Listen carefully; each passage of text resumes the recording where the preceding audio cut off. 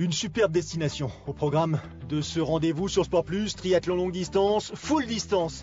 Je serais tenté de dire direction la Nouvelle-Zélande, Cyril, pour l'île du Sud et plus exactement Wanaka, du nom du lac qui va accueillir cette compétition qui appartient à la série Challenge, 6e édition de ce Challenge Wanaka. Ouais, 6e édition donc de ce Challenge Wanaka, challenge qui se développe qui organise maintenant des courses aux États-Unis et au Canada. Donc Challenge Wanaka, la première édition de l'année 2013 pour la série Challenge, avec en effet ce full distance, 3 km 8 de natation, 180 km de vélo et 42 km de course à pied. Wanaka, tout le monde est d'accord, que ce soit les pros, les amateurs, pour dire qu'il faut venir courir une fois dans sa vie en Nouvelle-Zélande, ici à Wanaka.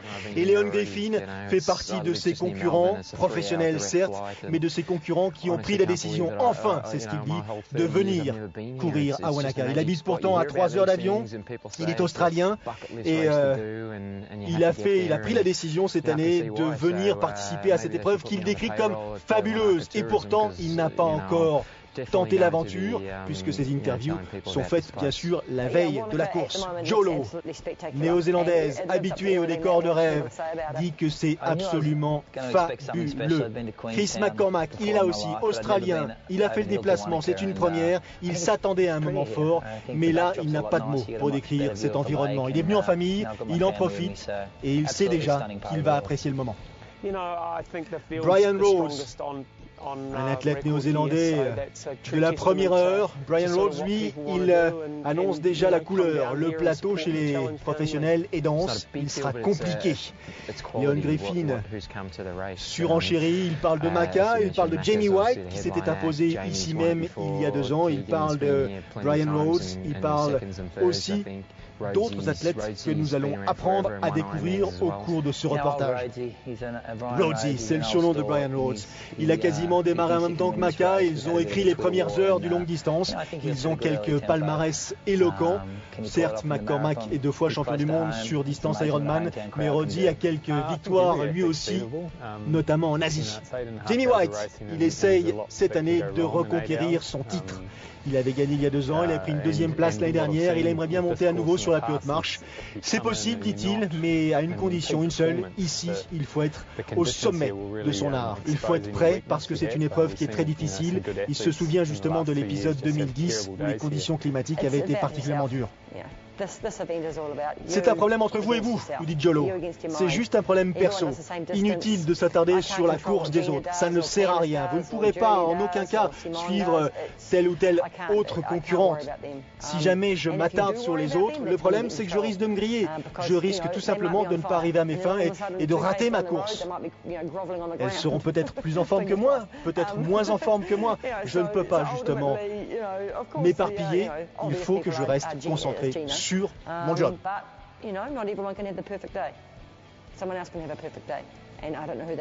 Il faut vivre un perfect day pour s'imposer à Wanaka. En quelques mots, en quelques interventions, Cyril, on a déjà le décor de planté. Oui, en effet, un plateau très très dense, essentiellement composé chez les hommes comme chez les femmes, d'athlètes australiens et néo-zélandais. Pour cause, ils sont au cœur de leur saison dans l'hémisphère sud, donc c'est des athlètes préparés. Pour les Européens, c'est un peu plus compliqué. On est au mois de janvier, donc les athlètes qui n'ont pas pu partir s'entraîner, soit au sud, en Australie, en Nouvelle-Zélande ou en Afrique du Sud, c'est compliqué pour eux d'être prêts pour une course qui est maintenant mondialement connue, mais qui est connue pour des conditions climatiques souvent très très dures. Alors là, certes, le départ, l'eau est calme, on le voit, ça bouge un peu, mais ça va encore. Mais on le voit, il y a beaucoup de nuages et souvent en Nouvelle-Zélande, comme ça, le vent se lève et la course devient compliquée. Et oui, parce que là, il est un peu plus de 6 heures du matin, certes, mais il avait plu la veille. Les conditions climatiques, vous le voyez, sont encore assez incertaines. La houle s'est levée sur le lac de Wanaka, qui d'habitude est vraiment très paisible. C'est un lac qui fait 42 km dans sa plus grande longueur, 10 km dans sa plus grande largeur, entouré, ceinturé de montagnes qui culminent par endroits à plus de 2000 mètres. Donc c'est vraiment un écrin absolument fabuleux, et c'est une épreuve qui a toutes les ressources ou toutes les valeurs nécessaires pour devenir une très grande épreuve d'ici quelques années. Ouais, une très grande épreuve parce que on le voit, les paysages sont magnifiques. Donc on a fait le départ, on est parti un peu plus loin vers le centre du lac. Et en effet, ça bouge déjà un petit peu plus. Donc ils étaient une trentaine d'élites à partir. Il faut savoir qu'ils étaient 1500 sur l'ensemble des courses à participer quand même à ce challenge. Oui, effectivement, 2 courses au programme, le full distance et le half distance, donc le programme distance Ironman que vous connaissez, et donc la course moitié moins longue pour le half distance. On va suivre ces compétiteurs. Alors, des compétiteurs qui pour la plupart sont assez connus de ceux qui nous suivent de manière régulière, et puis il y a des apparitions, de nouveautés, des nouveaux athlètes qui font leur première, en l'occurrence, aventure sur cette distance dite Ironman, et notamment un jeune néo-zélandais, Dylan McNeice, qui rapidement s'est mis aux avant-postes pour ce qui concerne la partie natation. Ça, ce sont les amateurs, soit en individuel, soit dans le cadre des relais qui sont proposés, qui eux aussi s'apprêtent à partir et vivre pour la plupart d'entre eux, une longue journée. On l'a vu, certains portent la cagoule. La température de l'eau n'est pas si fraîche que ça. Je pense qu'il y a la légende qui aussi favorise beaucoup cette crainte ou cette anxiété. Ouais, il y a la légende et puis il y a l'environnement, il fait assez sombre, on voit des nuages, donc on a toujours peur que l'eau soit froide, même si on l'a dit, c'était pas si froid que ça. Et puis bon, il y a aussi des athlètes qui vont passer beaucoup de temps dans l'eau. Dylan McNeice, je vous en parlais il y a quelques secondes, il est aux avant-postes, un ancien nageur qui s'est mis au triathlon un peu plus tard. C'est un jeune athlète qui là, en l'occurrence, vit sa première expérience sur full distance. Jusqu'à présent, il était spécialisé sur le court distance, comme pour la plupart des jeunes triathlètes. Il faut bien commencer quelque part, Cyril, mais il fait partie de ceux qui ont désiré ou qui ont fait un choix, somme toute, assez tôt dans leur carrière, de s'afficher sur longue distance. Ça a été le cas de Brian Rhodes il y a un peu plus de 15 ans maintenant aussi. Ouais, surtout dans ces pays, en Australie, Nouvelle-Zélande, où le triathlon est quand même un sport favori. Alors ils ont aussi bien des très bons athlètes sur le court comme sur le long, mais c'est vrai que les athlètes là-bas choisissent très très tôt de se lancer sur le longue distance. On le voit tous les ans sur le circuit Ironman avec des jeunes Australiens, Néo-Zélandais qui arrivent sur le circuit. Regardez ces décors, regardez ces rivages absolument magiques. Donc devant McNeice, un tout petit peu plus loin Brian Rhodes, et puis après un groupe un peu plus dense dans lequel on va trouver Chris McCormack, dans lequel on va trouver Leon Griffin, dans lequel on va trouver aussi Jamie White qui était venu il y a 2 ans à l'Alpe d'Huez, je dirais éprouver un tant soit peu quelques épreuves majeures en Europe. Ce sont des athlètes qui ont l'habitude de courir dans des conditions bien particulières, mais qui savent malgré tout qu'ils ont beaucoup à apprendre de leurs voyages européens. Ouais, c'est des athlètes qui voyagent beaucoup, qui prennent très très peu de temps de repos sur l'année, puisque on l'a dit, ils font leur saison chez eux en Nouvelle-Zélande, en Australie, donc à partir du mois de décembre jusqu'au mois d'avril, et puis à partir du mois de mai, ils sont en Europe pour finir leur saison au mois d'octobre. Donc des athlètes qui courent énormément. Ouais.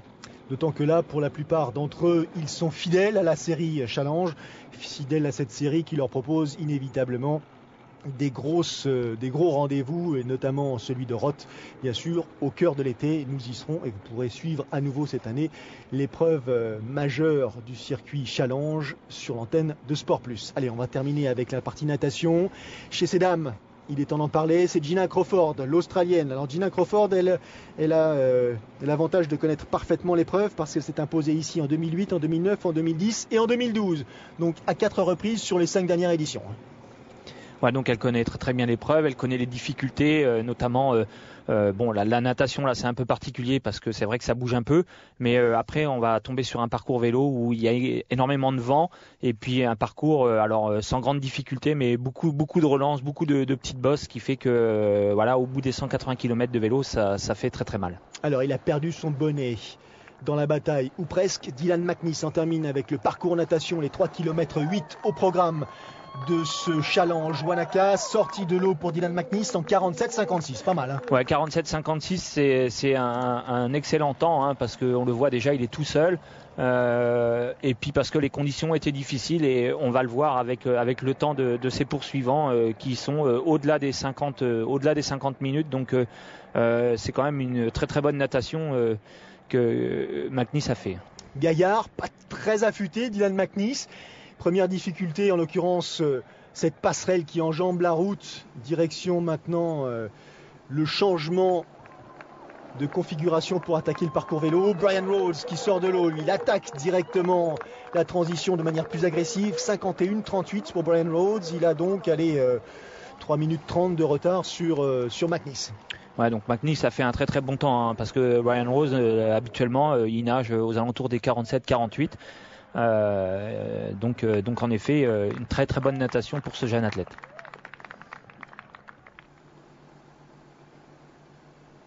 Sac en main, casque profilé sur le crâne. Rhodes attaque maintenant le parcours cycliste. Derrière, le trio dont on parlait, Jamie White, Leon Griffin et Chris McCormack à plus de 7 minutes. C'est beaucoup, hein? Ouais, c'est beaucoup, 7 minutes. Alors bon, maintenant, il faut voir si McNeese va pouvoir gérer cette avance, mais c'est beaucoup. Mais la plupart des favoris sont quand même regroupés. On l'a vu avec White et Macca qui sont sortis de l'eau l'un derrière l'autre. Chris McCormack, l'occasion d'insister un petit peu sur son programme. On l'a vu à Hawaï en 2012, en l'occurrence, abandonner l'épreuve. Il sortait d'une saison consacrée à une tentative de qualification pour participer aux Jeux Olympiques de Londres. Visiblement désabusé par sa contre-performance à Hawaï, qui était peut-être pas non plus, je dirais, l'épreuve la mieux préparée de sa carrière. Il a décidé, je dirais, de s'engager à nouveau sur une saison pleine. Ouais, c'était compliqué parce que c'est vrai qu'il avait fait un pari assez audacieux quand même de programmer les Jeux de Londres. Donc il avait mis de côté un peu tout le circuit longue distance et après il a fallu rebondir. C'était pas évident après un échec, parce que c'est vrai que Londres, la non qualification pour Londres, c'était un échec. Et après il a fallu rebondir. Donc il est allé à Hawaï sans vraiment grande préparation et donc je pense qu'il a eu quelques moments pour réfléchir et pour vraiment savoir ce qu'il faisait de la fin de sa carrière. On a vu les premières dames sortir de l'eau, Gina Crawford en tête devant Joan Allo, 32 secondes d'avance, Kate Bevilacqua l'Australienne, et puis après l'autre compétitrice australienne bien plus loin, elles aussi. Donc ça veut dire que là devant McNeese, Rhodes et puis un trio de poursuivants, Gina Crawford suivi de Joan Allo et de Kate Bevilacqua. C'est en l'occurrence le trio chez ces dames qui pour l'instant va sans doute nous proposer une certaine forme d'agressivité ou d'animation sur ce parcours cycliste que l'on découvre.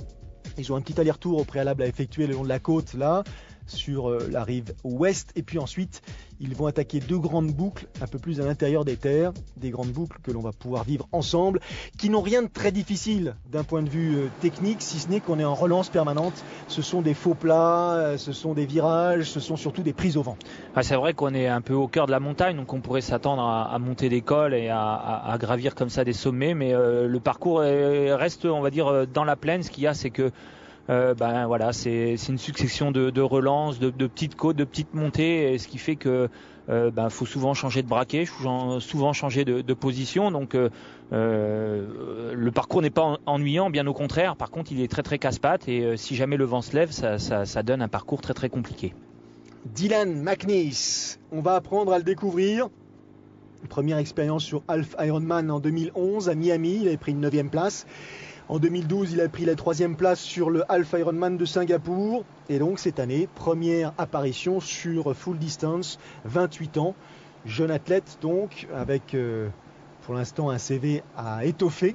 Ce qui n'est pas tout à fait le cas de Brian Rhodes, là en position de recherche de vitesse, très puissant. Brian Rhodes qui s'est imposé à plusieurs reprises en Malaisie, en Grande-Bretagne ou au Canada. Il y avait une minute, un peu plus, il y avait 1 minute 30, 2 minutes 30 de retard, 3 minutes 30 de retard à la sortie de l'eau pour Brian Rhodes, qui essaye de cravacher là pour limiter les dégâts. McNeese nous surprend un petit peu parce que c'est vrai qu'inexpérimenté dans le domaine du longue distance, un profil assez inattendu, sachant qu'il ne paraît pas être parfaitement affûté, on insiste dessus par rapport à tous ceux qu'on a l'habitude de croiser, mais qui a l'air de maintenir le rythme. Ouais, il a l'air de maintenir le rythme, donc il a le gabarit pour faire un bon vélo. Maintenant, il faudra voir sur la partie marathon où justement là, on a l'habitude de voir des athlètes un peu plus fins.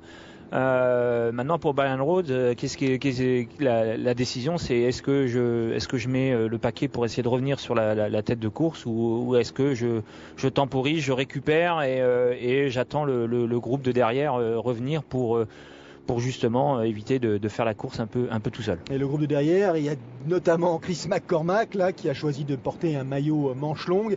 La température n'est pas tout à fait douce pour l'instant, on est encore relativement tôt dans la matinée. Leon Griffin avec le dossard numéro 4 sur le nez, et il doit y avoir aussi Jamie White dans la foulée, qui lui, Jamie, a choisi un haut un tout petit peu plus court, mais les manchettes.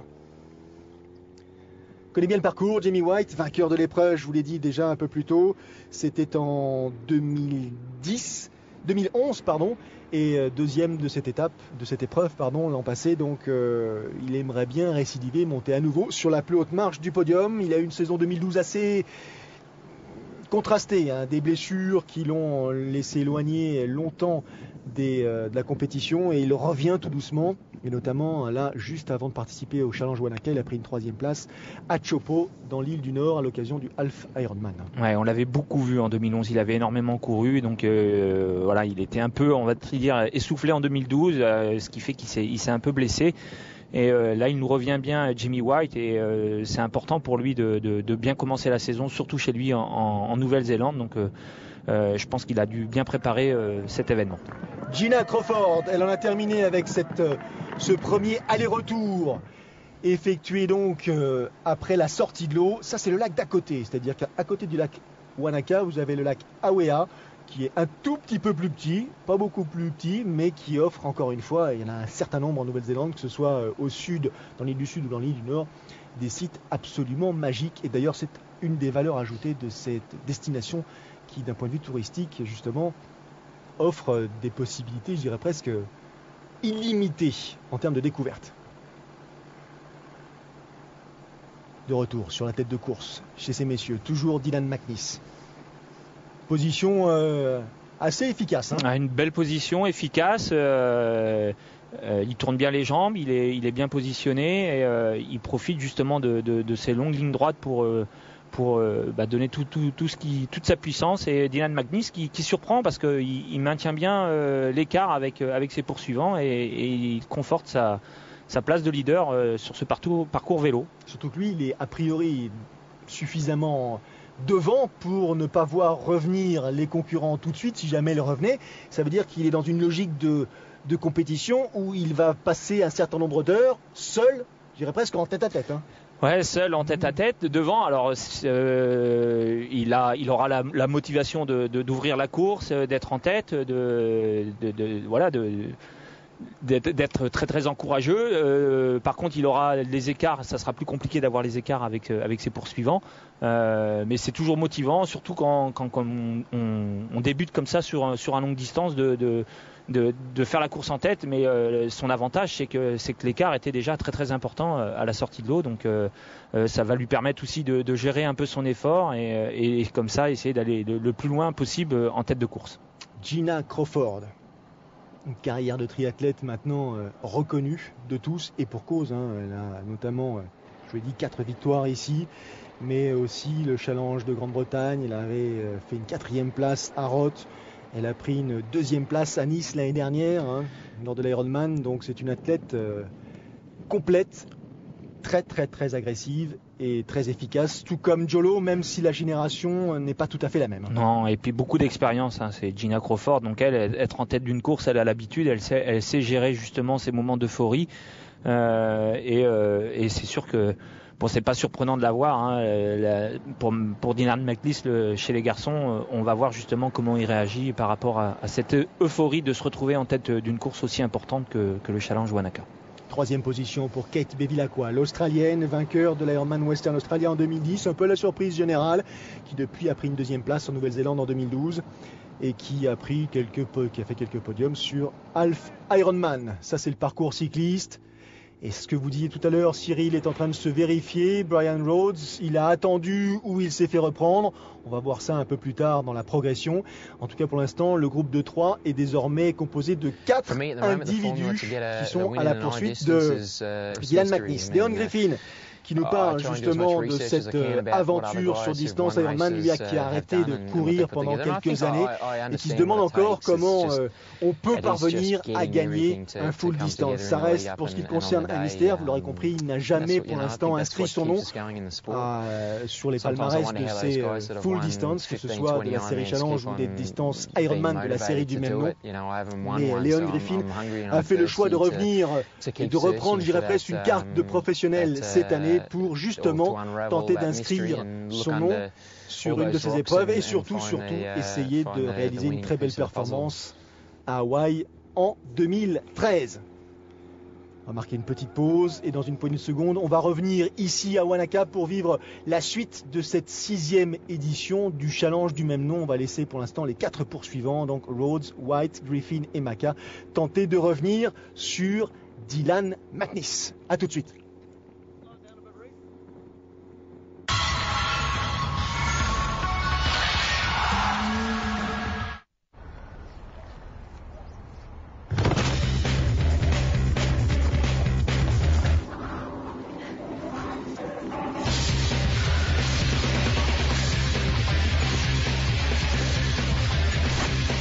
Dépassez-vous.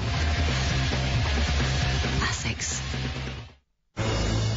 Nord 40 degrés, 10 minutes.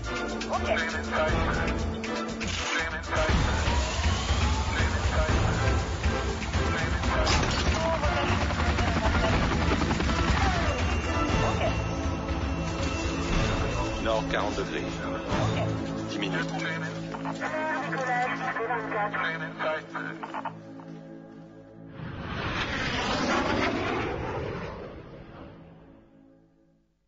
Impossible d'échapper au nouveau radar? Pourtant, cette semaine, AutoPlus a déjà la solution. Et en cadeau, le guide gratuit de la Formule 1 par Jean-Louis Moncet. Ici, chez lesfurets.com, nous pouvons vous fureter l'introuvable. Démonstration. Trouve cette jambe!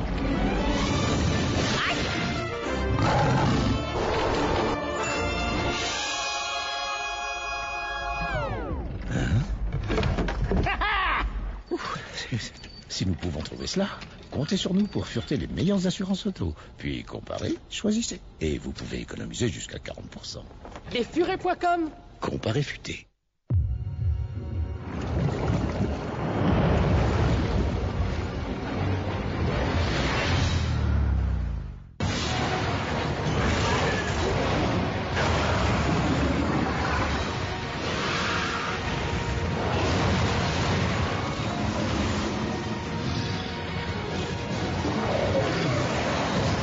Monster Hunter 3 Ultimate, disponible le 22 mars.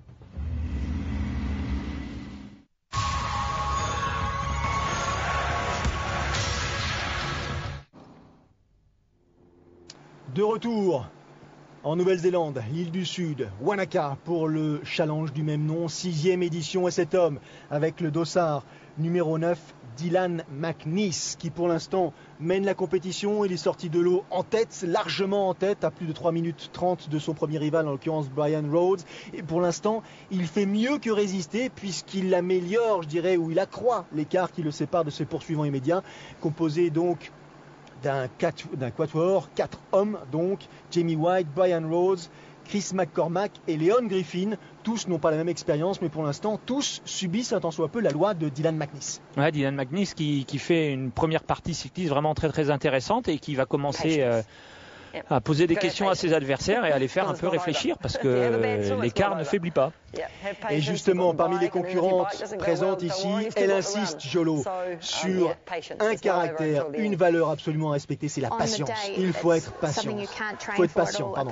Et Gina Crawford, elle, surenchérit. Il n'y a pas de préparation qui consiste à justement améliorer sa capacité à passer outre la difficulté, à passer outre la douleur, à vivre ces moments compliqués et surtout trouver l'énergie nécessaire pour justement savoir attendre, savoir faire preuve de recul et se dire que de toute façon, ça va finir par passer.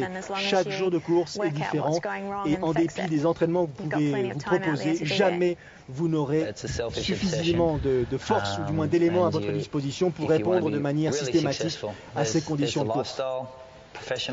C'est ce que dit Chris McCormack aussi, on peut sans doute les croire compte tenu de leur expérience.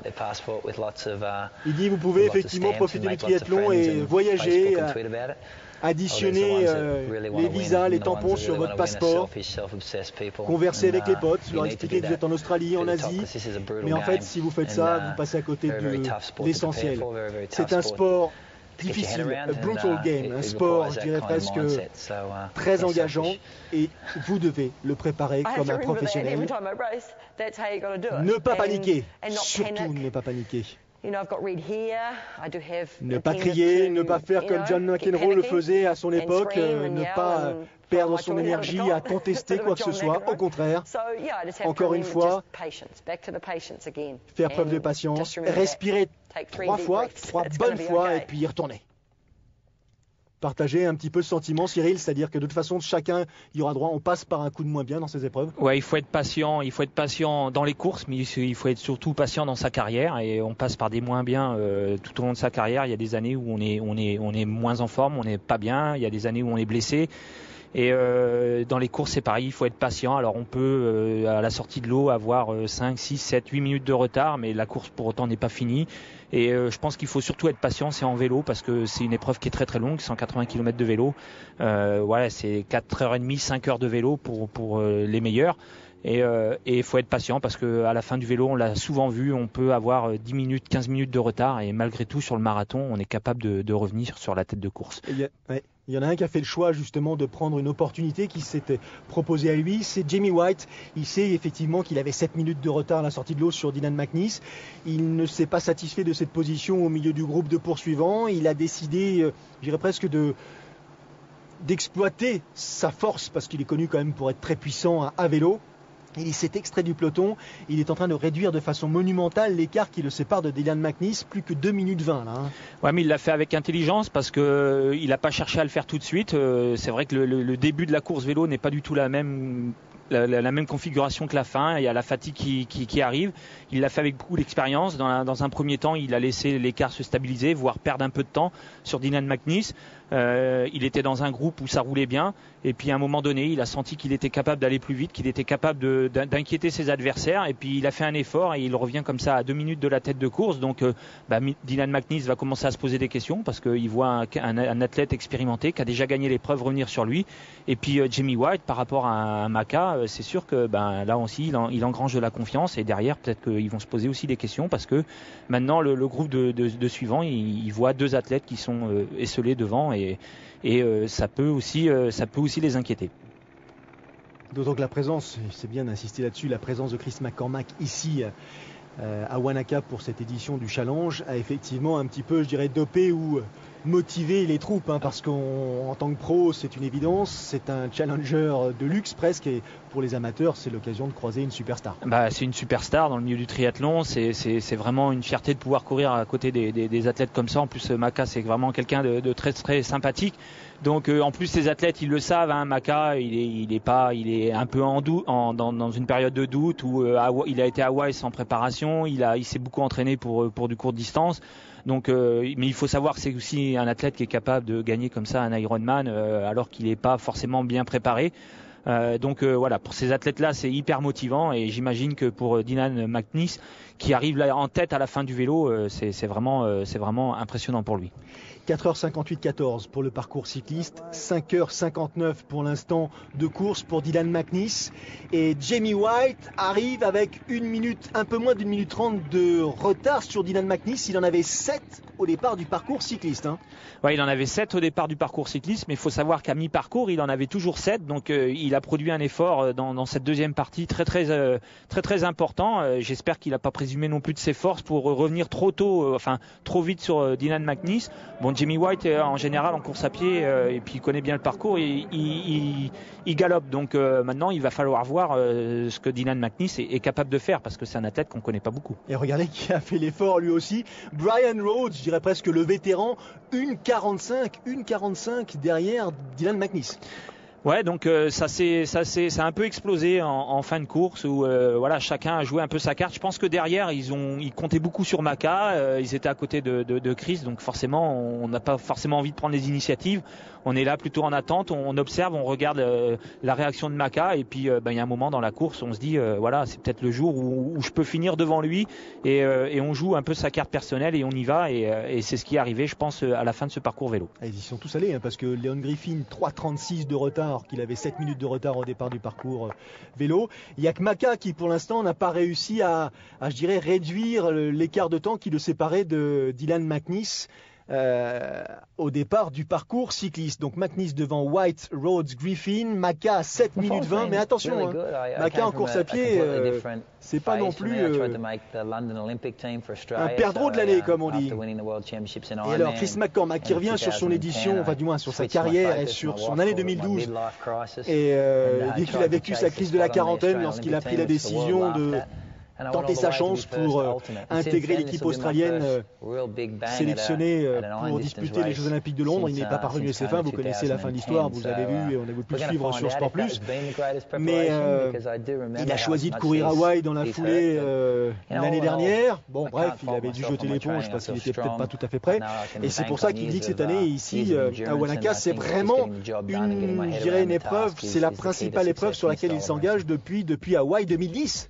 Sur cette distance-là. Ouais, je pense que ça va être une épreuve référence pour lui. Je pense qu'à la fin de cette épreuve, en fonction de ce qu'il aura ressenti sur la course, sur le marathon, comment il va récupérer derrière, il va pouvoir se projeter sur la saison 2013, voire 2014, mais surtout sur la saison 2013 et peut-être Hawaï en fin d'année. Chris McCormack qui est quand même loin d'être stupide. Il a encore effectivement une saison, peut-être deux à courir ou à être au meilleur de son niveau, mais dans le même temps il a quand même signé un contrat en tant qu'ambassadeur officiel de la série Challenge sur une durée de 10 ans. Donc on devrait le revoir sur les épreuves Challenge en tant que coureur ou en tant que guest star. Ouais, on va le revoir, ça c'est sûr.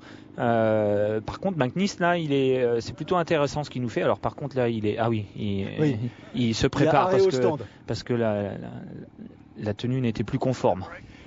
1:30 d'écart entre McNeese et Jamie White.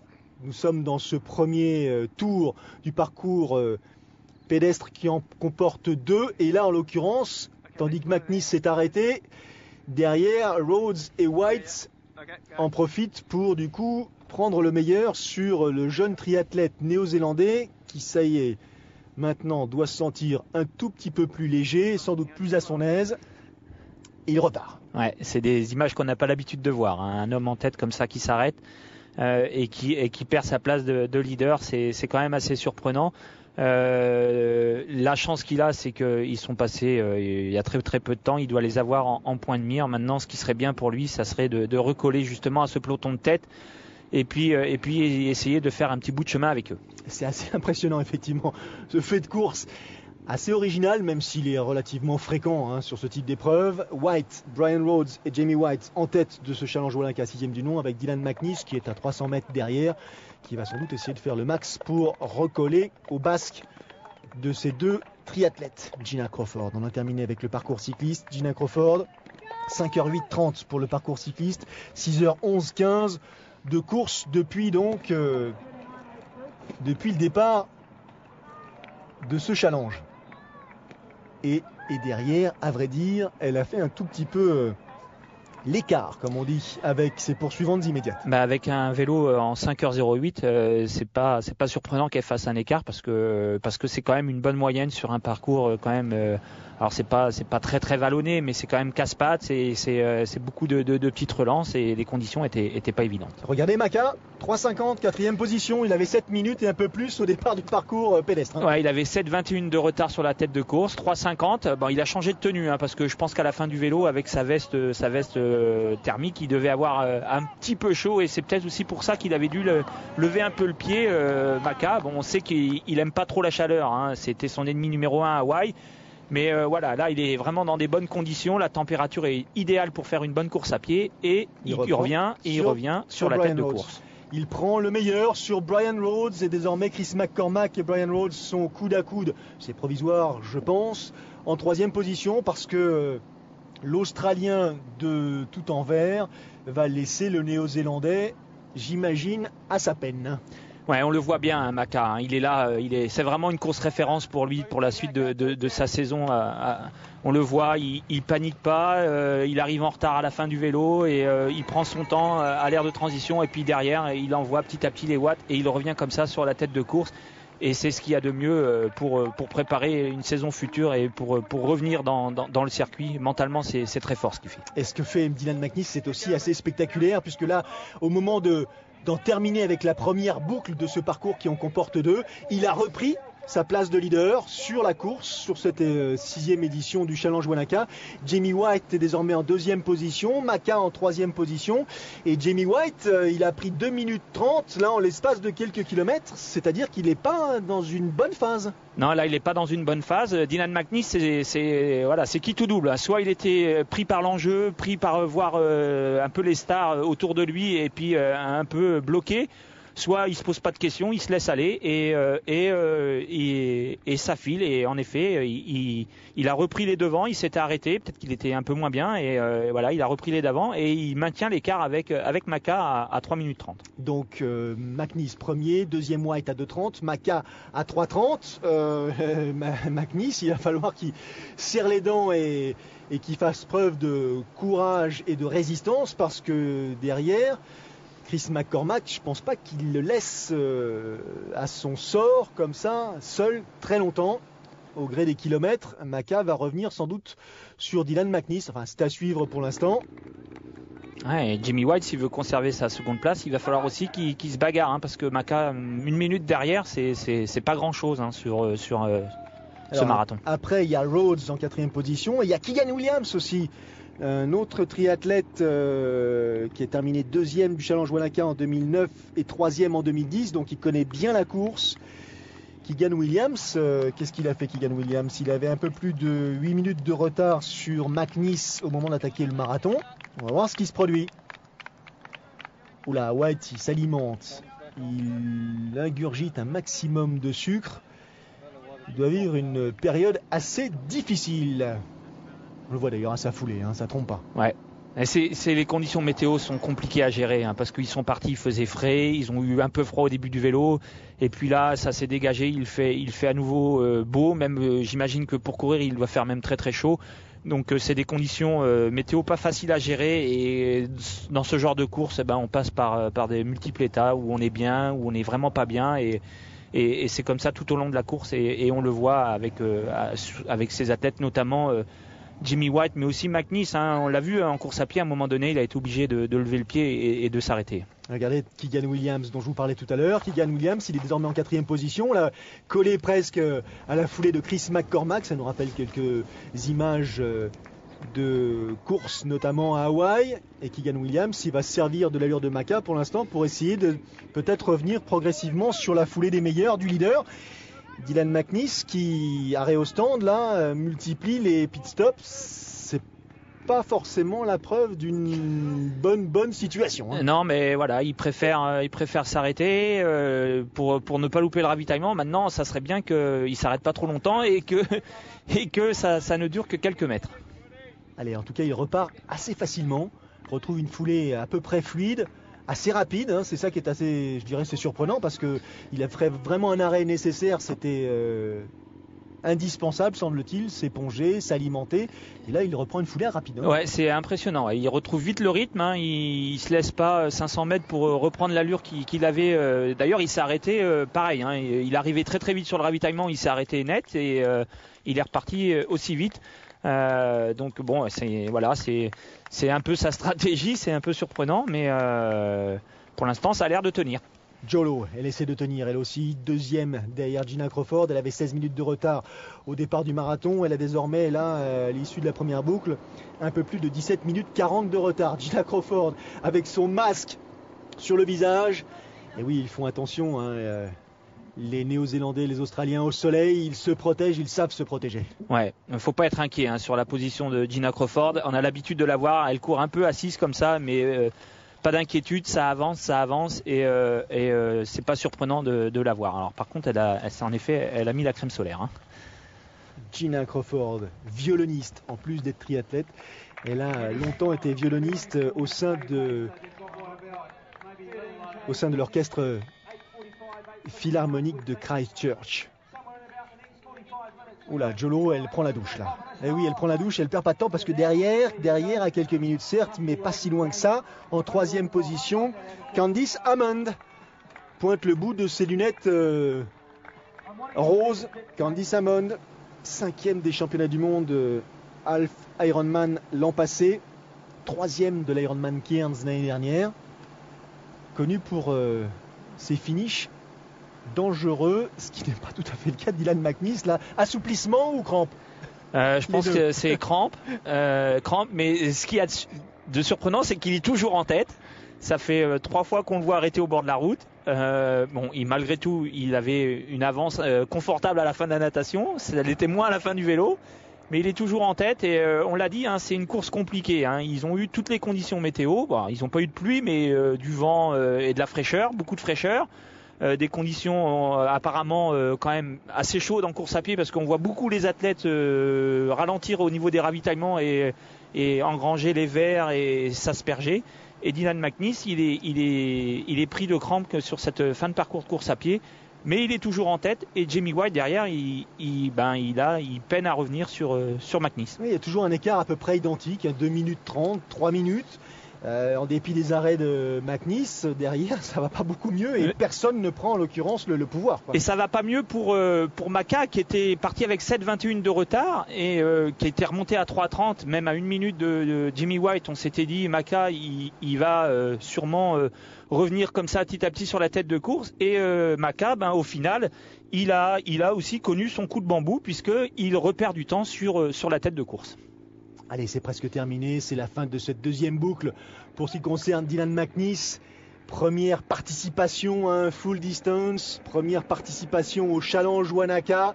Il est informé, il sait que derrière ils sont à 3 minutes et a priori les derniers hectomètres ne devraient pas surprendre Dylan McNeese et il devrait pouvoir conserver cette position de leader jusqu'à Wanaka et jusqu'à la ligne d'arrivée. Ça y est, elle se précise, cette fin d'histoire.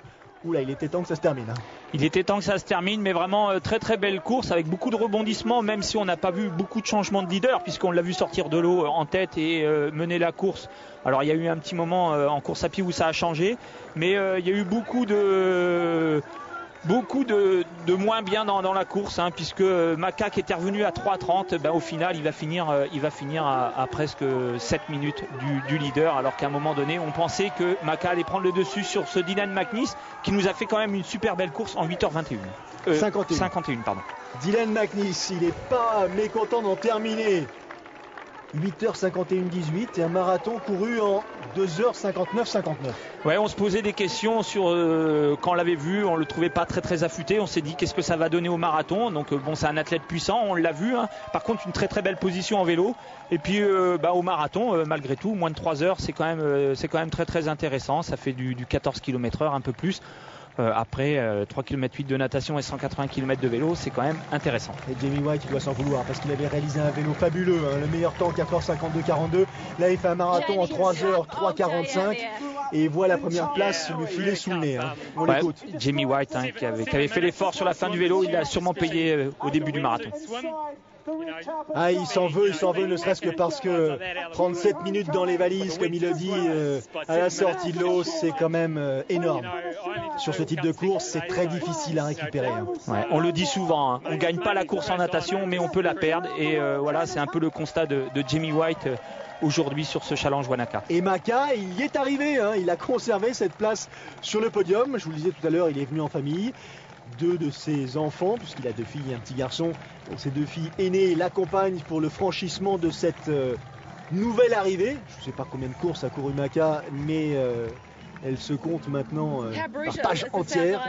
3e position pour Chris McCormack en moins de 9 heures. En moins de 9 heures, et il a reperdu l'avance qu'il avait pris sur le marathon. Et il dit c'est quand même une course absolument dingue. Je crois qu'on a eu tous les types de conditions climatiques au cours de la même journée. La pluie, le vent, le soleil. Enfin bref, c'est une course très différente. C'est une course très différente des autres. Pour gagner ici, il faut vraiment être prêt à gagner ici et se donner tous les moyens. Keegan Williams, 4e position. Brian Rhodes, 5e position. Papy fait de la résistance, façon amicale de parler. Là, je crois que j'ai quasiment vécu 3 jours en un. Ça a été une véritable aventure, difficile. Il a fallu résister, il a fallu lutter. Et quand vous avez des lascars derrière comme Jamie White, Chris McCormack ou Brian Rhodes qui attendent une seule chose, c'est de vous marcher sur la tête, c'est pas simple. C'est pas une destination très très connue d'un point de vue internationale, mais d'un point de vue sportif, je peux vous assurer qu'elle est vraiment, vraiment différente.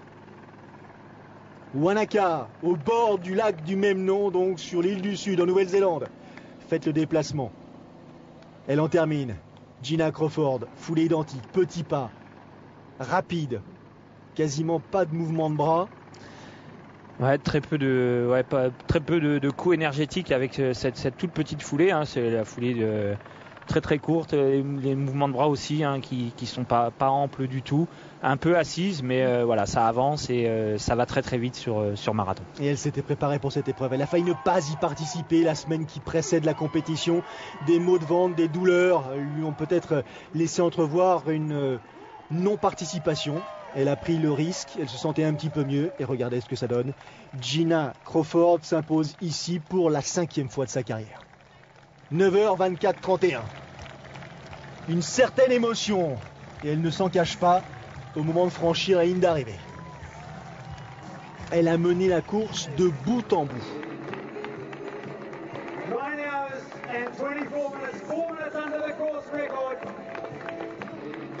5e victoire sur 6 éditions. Gina Crawford. Prochain rendez-vous pour l'athlète néo-zélandaise Melbourne et Cairns. Elle nous promet une très très belle année, Gina Crawford.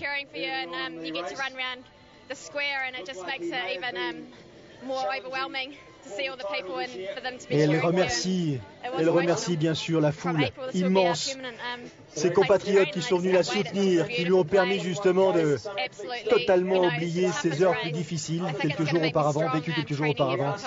Elle s'était vraiment entraînée pour cette compétition et elle y est parvenue à s'imposer. Donc encore une fois. Et Candice Hammond, regardez, dans une foulée très différente, ça se termine quasiment au sprint parce que derrière, Joe Lowe est à quelques mètres seulement et c'est finalement Candice Hammond qui va s'imposer devant Joe Lowe que l'on voit ici terminer au sprint, je dirais presque à la force des ongles. Candice Hammond devant Joe Lowe. Ce sont donc désormais les 3 triathlètes qui composent ce podium féminin de Wanaka. L'écart entre Hammond et Lowe, il est de 7 secondes. Ouais, Hammond, elle a été la chercher parce qu'on l'a vu très agressive tout au long de la parcours. Une foulée complètement différente, on l'a vu de Gina Crawford, très très ample, et elle a été chercher Joe Lowe.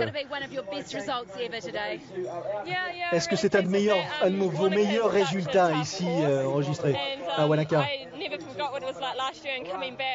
Oui, bien sûr, parce que je me souviens d'avoir vécu quelques moments difficiles, quelques moments engageants, mais ici c'est vraiment différent. On ne peut pas se relâcher à aucun moment.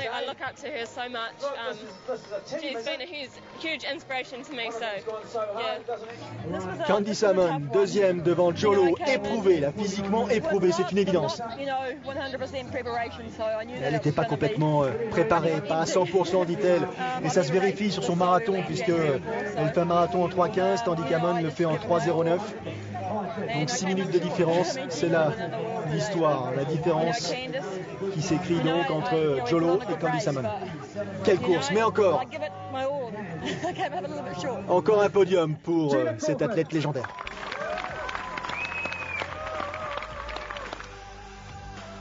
Gina Crawford, Candice Hammond, Joe Lowe.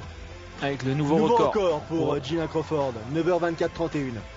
Prochain rendez-vous sur les antennes de Sport Plus. Là, nous resterons en Nouvelle-Zélande la semaine prochaine pour vivre l'Alt Ironman de Nouvelle-Zélande qui avait lieu à Auckland, dans l'île du Nord, quasiment le même week-end en l'occurrence, 19 et 20 janvier. Et puis après, nous partirons un peu plus tard pour Abu Dhabi à la fin du mois de mars pour revenir en Nouvelle-Zélande voir cette fois-ci l'Ironman de Nouvelle-Zélande avec quelques athlètes connus, notamment Cameron Brown. Voilà, j'espère que vous avez apprécié cette aventure néo-zélandaise ici sur les rives du lac Wanaka.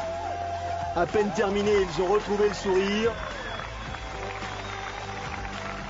Maka, White, McNish compose le podium masculin. Et Félix Falschoffer, le directeur de ce circuit challenge, insiste encore une fois sur cette identité différente, sur ce caractère spectaculaire qu'offre Wanaka et son lac à ses compétiteurs qui font le choix de s'inscrire ici. Et encore une fois, il souligne aussi la performance réalisée par l'athlète Gina Crawford qui établit un nouveau temps. Victoria Murray, l'organisatrice, la la directrice de course, salue elle tous les compétiteurs qui se sont frottés à ces conditions de course. Cyril, on le répète, mais elles sont vraiment différentes, elles sont vraiment tough, comme ils disent ici, brutal, comme dirait Maka, des conditions de course qu'il faut vraiment envisager pour participer à cette épreuve. Et encore une fois, elle salue Gina Crawford. Prochain rendez-vous donc, la semaine prochaine, Half Ironman de Nouvelle-Zélande, direction Auckland. Salut à tous. Salut.